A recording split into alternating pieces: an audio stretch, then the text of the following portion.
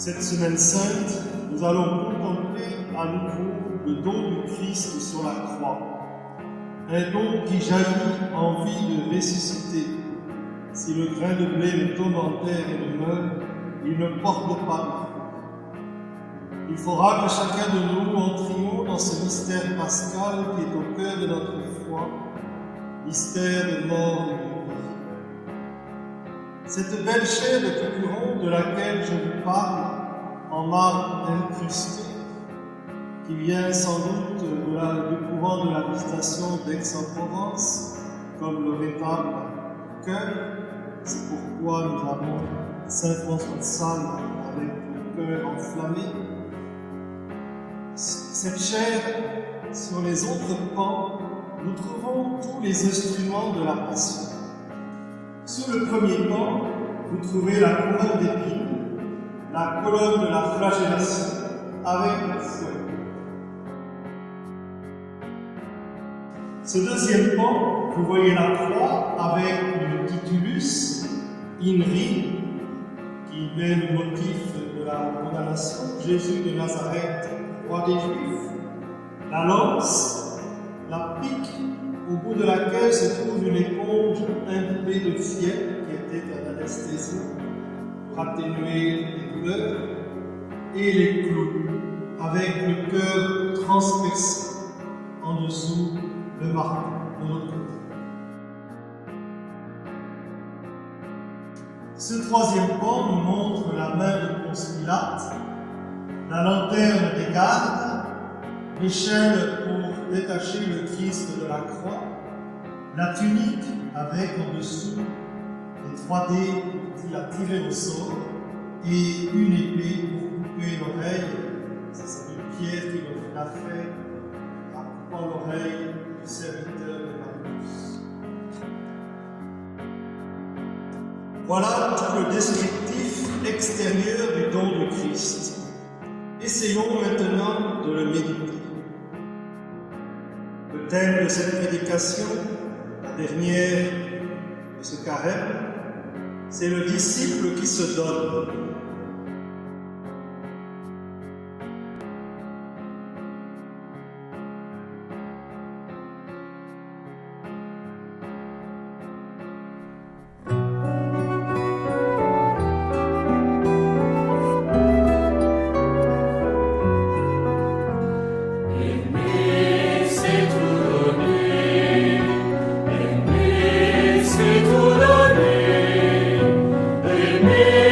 C'est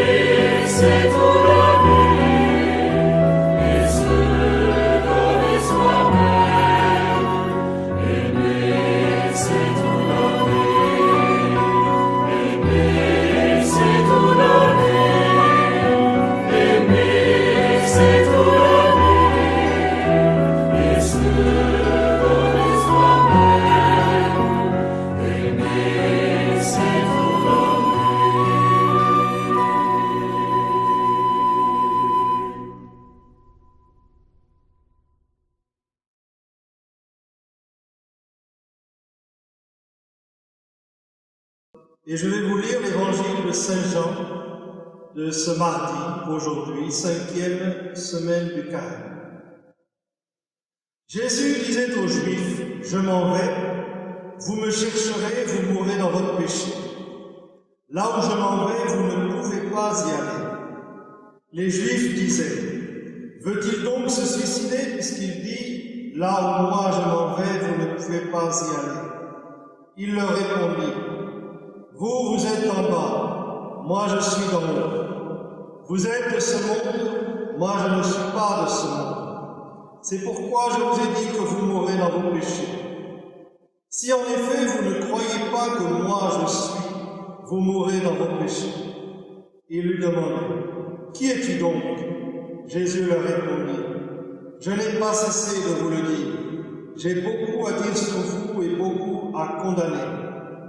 D'ailleurs, celui qui m'a envoyé dit la vérité, et c'est de lui que j'ai entendu ce que je dis pour le monde. » Ils ne comprirent pas qu'il leur parlait du Père.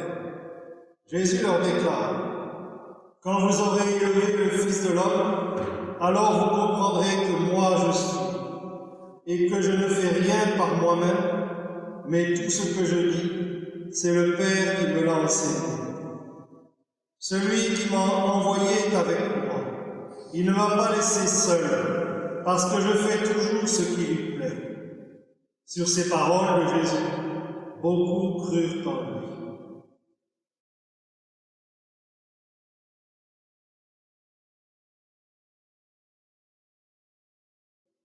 Frères et sœurs, aujourd'hui, et pendant la Semaine Sainte, essayons de pratiquer la prière du regard en regardant la croix du Christ. C'est un regard qui sauve, nous dit Jésus, comme les Hébreux dans le désert. C'est la première lecture de ce même mardi. En regardant le serpent d'airain, ils étaient guéris de la morsure brûlante des serpents. Et bien de même, en regardant le Christ sur la croix, qui attire tout le monde, nous sommes guéris de la morsure du péché. La croix, c'est le livre de l'amour. Il n'y a pas de plus grand amour que de donner sa vie pour ceux qu'on aime. Jésus, en effet, nous aima jusqu'au bout, jusqu'à la dernière goutte de sang. Cet amour se déploie au long des 7 dernières paroles du Christ sur la croix, qui ont été admirablement mises en musique par Joseph Haydn. Il s'adresse au Père d'abord, en récitant le psaume 21. « Mon Dieu, pourquoi m'as-tu abandonné ?» Sentiment de déréliction, mais qui termine sur une note d'espérance. « Tu m'as répondu, et je proclame ton nom devant mes frères. Je te loue en pleine assemblée. » Puis Jésus remet son esprit entre les mains du Père. Il implore de boire, mais sa soif n'est-elle pas surtout une soif spirituelle des âmes et de l'amour de l'humanité? Il s'adresse à nous, à la personne de Jean, le disciple, et à sa mère, nous confiant à elle, « Voici ta mère ». Il s'adresse à son compagnon de supplice, lui promettant de demeurer son compagnon dans l'éternité. « Aujourd'hui même, tu seras avec moi. » Enfin, il implore le pardon pour tous ceux qui le crucifient. Ils ne savent pas ce qu'ils font. Le pardon, c'est la forme parfaite du don. Alors, tout est accompli. Quel est le sacrifice du Christ? Les sacrifices des groupes dans l'Ancienne Alliance n'étaient que de pâles préfigurations.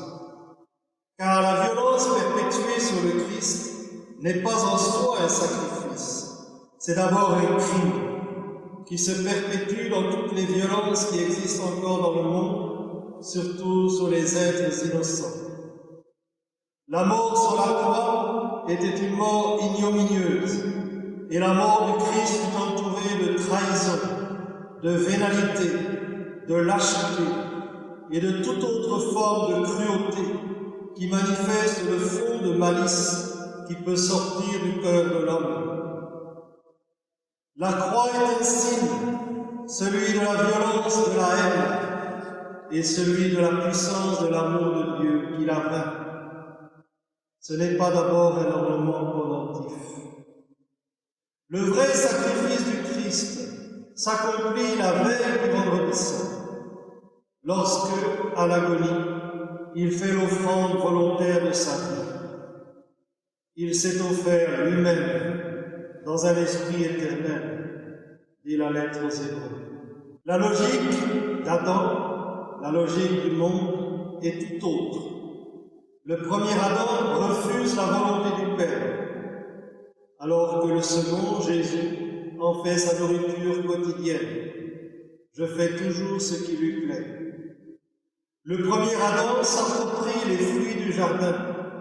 Il les mange, c'est un symbole. Le second se désapproprie de lui-même. Il renonce à sa vie. Il se donne, jusqu'à se donner en nourriture dans l'Eucharistie. Et non seulement il donne, mais il pardonne. Dieu veut la miséricorde et non les sacrifices. C'est un refrain dans les psaumes et les prophètes. Le scribe de l'Évangile l'a bien compris lorsqu'il découvre que la loi se résume en l'amour de Dieu et l'amour du prochain qui ne font qu'un. Le vrai sacrifice est donc celui du don de soi. Toute vie reçue gratuitement, par amour, est faite pour être donnée gratuitement, par amour. Ce que vous avez reçu gratuitement, donnez-le gratuitement. Que ce soit dans le mariage ou dans la vie consacrée. Même l'ermite, du moins le vrai, dans sa solitude, se donne pour le monde. La logique de notre monde est celle du marché et de la financiarisation de toutes les activités humaines, même les services, comme la santé ou encore les maisons de retraite qui aujourd'hui appartiennent à des fonds de pension. La logique du Christ est celle du don et de la miséricorde. Être disciple du Christ, c'est donc entrer résolument, nous aussi, dans cette logique. Au cours de la messe, un petit rite de la liturgie l'exprime à merveille. C'est à l'offertoire, lorsque le prêtre ajoute au calice une petite goutte d'eau, qui mêlée au vin va devenir le sang répandu du Christ. Cette goutte d'eau, c'est le don de nous-mêmes. Et la quête qui se fait à ce moment-là symbolise notre participation à l'offrande du Christ. C'est un acte liturgique. L'Église elle-même, c'est-à-dire chacun de nous, doit retrouver cette logique du Christ. Le pape François ne cesse de nous le rappeler. Le monde a besoin d'un témoignage d'une Église servante et pénitente, plus que d'une Église militante et conquérante. Jésus nous le dit aujourd'hui, c'est par attraction et non par force qu'il attire les hommes à lui. Quand je serai élevé de terre, j'attirerai tous les hommes à moi. Oui, Seigneur, que ta grâce nous obtienne d'imiter avec joie la charité du Christ qui a donné sa vie par amour pour le monde. C'était la prière de collecte de dimanche dernier. Amen.